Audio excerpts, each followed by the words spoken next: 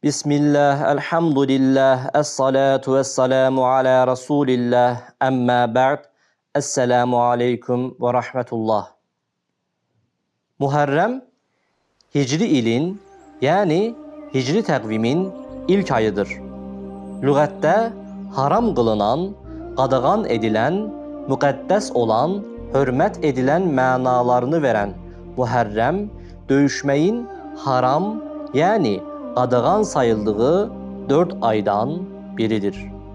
Muharremul Haram olarak da bilinen bu ay Osmanlı sənədlərində mim kısaltması ile gösterilirdi. Rivayete göre Hicri təqvimdəki ay adları miladi 5-ci əsrin əvvəllərində Həzrət Peyğəmbərin ata tərəfindən 5-ci babası Kilab İbn Mürrə tərəfindən müəyyən edilib. İslamdan əvvəl Muharrem ayına Səfərul Əvvəl deyilirdi.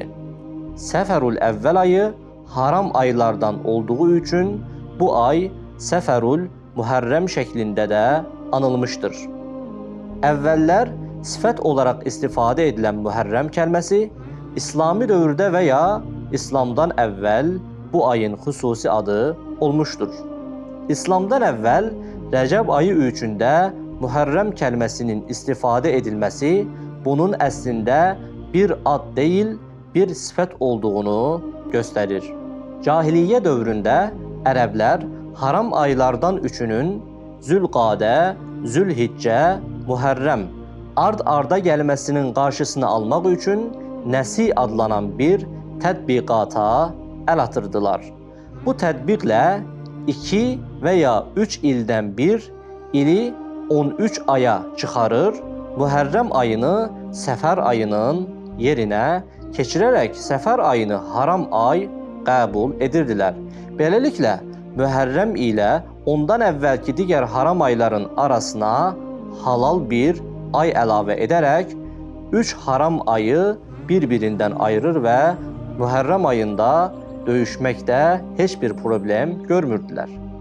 Nəsi tətbiqi Qur'an-ı Kərimdə pislənmişdir. Məsələn, Tövbə suresi 37-ci ayət-i cəlilədə Həzrəti Peyğəmbər ayların öz zaman dilimlərinə qayıtdığı bir ilə təsadüf edən həcci zamanı Mina xutbəsində zamanın Allahın göyləri və yeri yaratdığı gündəki vəziyyətinə qaytardığını bildirmiş və Muharremin haram aylardan biri olduğunu qeyd etmiştir. Qur'an-ı Kərimdə Muharrem kəlməsi bir ay adı olaraq keçməsə də, hücuma məruz qalma halları istisna olmaqla Muharremin haram olduğu aylardan bəhs edilərək bu aylara hörmət göstərilməsi əmr edilmişdir. Resulullah sallallahu aleyhi ve sellem haram ayları Zülqadə, Zülhiccə, Muharrem və Rəcəb olarak açıklamıştır. İbn Abbas'tan rivayet edildiğine göre Fəcr suresinde and içilən fəcrdən məqsəd Muharrem ayıdır. Eyni surede yine and içilən 10 gecenin Muharrem ayının ilk 10 gecesi olduğu da qeyd edilmiştir. Resulullah sallallahu aleyhi ve sellem Muharrem ayını Allah'ın ayı olarak karakterize etmiş ve Ramazandan sonra en fəzilətli orucun bu ayda tutulan oruç olduğunu bildirmiştir. Muharrem ayının 10. günü Aşura adlanan Sami dinlərində xüsusi yeri olan Aşura günündə cahiliyyə ərəbləri də oruç tuturdular. Həzrəti Peyğəmbər risalətdən əvvəl və Mədinəyə hicrətdən sonra bu gündə bir neçə dəfə oruç tutmuş, müsəlmanlara da tutmalarını əmr etmiş. Ramazan orucunun fərz qılınması ilə birlikdə bu orucu könüllü etmiştir. Resulullah sallallahu aleyhi ve sellem Muharremin yalnız 10'unda değil 9 ve 11. günlərində də oruç tutmağı tövsiyə etmiştir. Hənefi ve Maliki məzhəbində Muharremin 9. günü ilə birlikdə 10. günü ya da 10. günü ilə 11. günü oruç tutmaq sünnə qəbul edilmiştir. Şafiilər isə bu ayın 9 ve 10-cu günlərində oruç tutmağı müstəhəb sayır. Hənəfi məzhəbinə görə Muhərrəmin yalnız 10-cu günü oruç tutmaq Yəhudiləri təqlid etmə mənasına gələ biləcəyi üçün məkruhdur.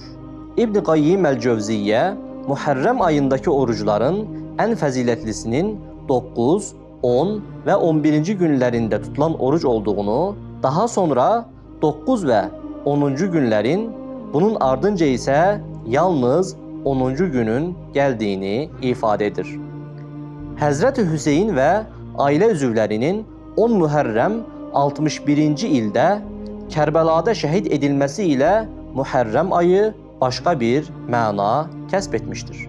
Şiələr üçün bu tarix Həzrəti Hüseynin intiqamını alma əhdinin təzələndiyi bir matəm gününə çevrilmişdir.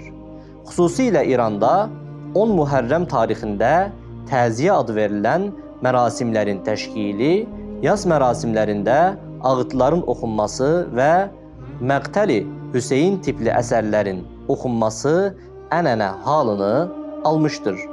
Amma bu mərasimlər İrandan başqa, İraq və Azərbaycan kimi Şiə məzhəbinə mənsub olanların çoxluq təşkil etdiyi ölkələrdə də tərtib və təşkil edilir. Muizzüddövlə 352-ci ildə Muhərrəm ayının ilk 10 gününü Həzrəti Hüseynin Kərbəlada şəhadəti üçün matəm zamanı elan etdi. Şiələrin bu günlərdə toplu halda ağlayıb yas tutma, zəncirlərlə özlərini döymə şəklindəki matəm mərasimləri bu günə qədər davam edir. Türkiyədə Anadolu, Ələvi, Bəktaşi ənənəsində də Muhərrəm ayının xüsusi yeri var. Bəzi peyğəmbərlərin qurtuluş günləri 4-cü imam Zeynəl-Abidinin qurtuluşu üçün tutulacaq oruclar və Kərbəlada Həzrəti Hüseyin ilə digər şəhidlərin yasının tutulması məqsədi ilə həyata keçiriləcək fəaliyyətlər xüsusi bir ayinlə tənzimlənmişdir. Bu ayın ilk 10 və ya 12 günü oruç tutmaq lazımdır. Bu günlərdə saç kəstirməmək, paltar dəyişdirməmək və çinməmək, cinsi əlaqədə olmamaq, əyləncədən uzaq durmaq, ağılar, mərsiyələr və nəfəslər oxumaq kimi tədbiqlər geniş yayılmışdır. Bəzi yerlərdə su içməmək şəklində su orucu adətinə də rast gəlinir. Bunlardan əlavə Füzulinin Hədiqətü's-Süəda adlı əsərinin oxunması geniş yayılmış bir ənənədir. Bunlardan başqa şəxsən mənim özümün Azərbaycanda şahid olduğum bir adət də vardır ki, bu da Aşura adı verilən, el arasında isə hədik deyilən bir yemək çeşidinin bişirilərək Muhərrəm ayının 10-cu günü, yəni Aşura günü qonşulara və ya qohumlara paylanılmasıdır. Mən bu adətə Türkiyədə də rast gəldim. Azərbaycanda insanların bu Aşura yeməyini hazırlayıb paylamaqdan məqsədləri Həzrəti Hüseynin şəhadəti üçündür. Bir növ ehsan niyyətinə. Bu, Azərbaycanda Şiə cəmaatı ilə yanaşı Sünni cəmaatında da geniş şəkildə tətbiq olunur. Yenə Türkiyədə də eyni şəkildə və az fərqlərlə eyni yemək çeşidi bişirilərək paylanılır. Amma Türkiyədə xüsusilə Sünni cəmaatında bu əməlin edilməsinin məqsədi bəzi peyğəmbərlərin bəlalardan məhz bugün qurtulduğu rəvayətlərinə dayandıqları üçündür. Yəni, buna görə də onlar bunu bir növ sevinç, şadlıq mənasında edirlər. Azərbaycanda bişirilən Aşura yeməyi dənli bitkilərdən və duzlu bir yemək olduğu halda, Türkiyədə bişirilən Aşura isə yenə dənli bitkilərdəndir, amma şirniyyat olaraq hazırlanır. Həzrəti Ömərin xilafəti dövründə 17-ci ildə Rasulullahın Məkkədən Mədinəyə hicrətinin rəsmi təqvim başlanğıcı olaraq qəbul edilməsi ilə Muhərrəm Hicri ilin ilk ayı olaraq təyin edilmişdir. Ərəb hökmdarları yeni ilin ilk gününə hörmət göstərər və təbrikləri qəbul etmək üçün mərasimlər təşkil edərdilər. Osmanlılar dövründə də Muhərrəm ayında dövlət rəsmiləri padşahın huzuruna çıxaraq yeni ili təbrik edər və padşahdan Mühərrəmiyyə adlanan hədiyyələr alardılar. Özləri də tabeliyində olan şəxslərə Mühərrəmiyyə verərdilər. Bundan əlavə şairlər tərəfindən yeni ilə aid şeirlər yazılardı. Muhərrəm ayında xüsusilə təkkələrdə və məscidlərdə oxunan Kərbəla hadisəsinə dair ilahilər də Mühərrəmiyyə adlandırılmışdır. Günümüzdə Misir, Tunis, Əlcəzair və Mərakeş kimi ölkələrdə bu ayda müxtəlif bayram mərasimləri təşkil edilir. Müsəlmanlar üçün bir dönüş nöqtəsi olan hicrət tarixdə yeni bir səhifə açmışdır. Həzrət Ömərin xilafəti dövründə hicrətin baş verdiyi gün Həzrət Əlinin təklifi ilə hicri təqvimin başlanğıcı hesab edilmişdir.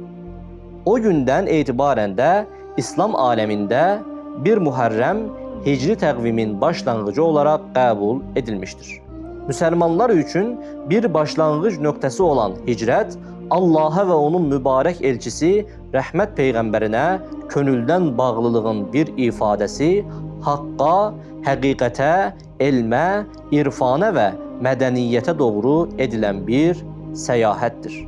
Hicrət Allah rizası üçün anadan, atadan, övladdan, yardan, diyardan, maldan, mülkdən, hətta candan vaz keçməyin ibrətamiz və çətin bir hekayəsi, uca dinimizin rəhmət yüklü mesajlarını bütün insanlığa çatdırmaq üçün çıxılan müqəddəs səyahətin adıdır.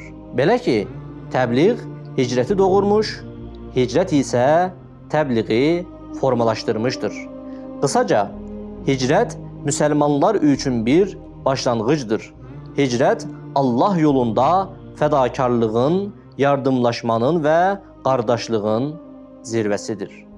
Velhamdülillahi Rabbil alemin.